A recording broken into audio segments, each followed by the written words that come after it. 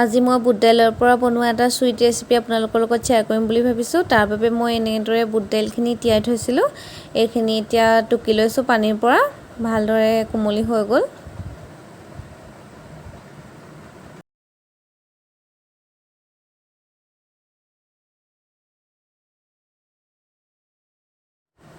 এতিয়া মই এইখিনি মিক্সিত ভালদৰে পিচি ল'লোঁ।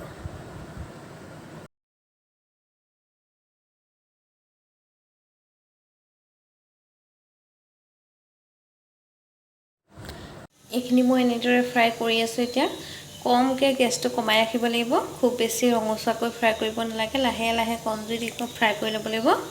অলপ ৰঙা নিচিনা কালাৰটো আহিলে এইখিনি ৰাখিব লাগিব।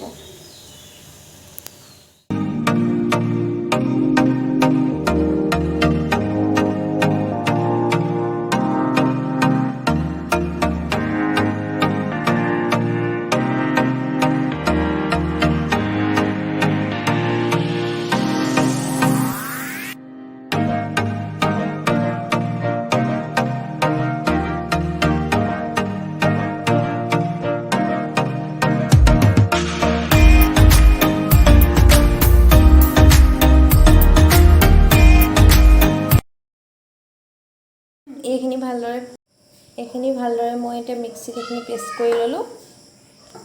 ইয়াত এতিয়া চেনি ৰস কৰি লওঁ। এইফালে এইখিনি ভাজি ল'লোঁ মগজ, শুকানকৈ ভাজি লৈছোঁ অকণমান মচমচীয়াকৈ। এতিয়া ইয়াত মই এইটো কাপৰ জোখাৰে 1 কাপ চেনি দি লৈছোঁ। একেটা কাপৰ জোখাৰে 2 কাপ পানী দি ল'লোঁ। এইখিনি এতিয়া ভালদৰে লৰাই দিম।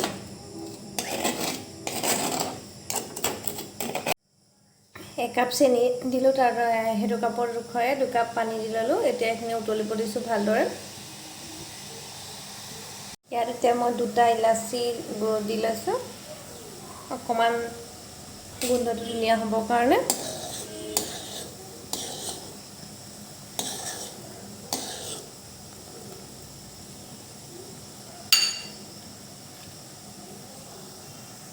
ইয়াত মই য়েল্লো ফুড কালাৰ ইউজ কৰিছোঁ।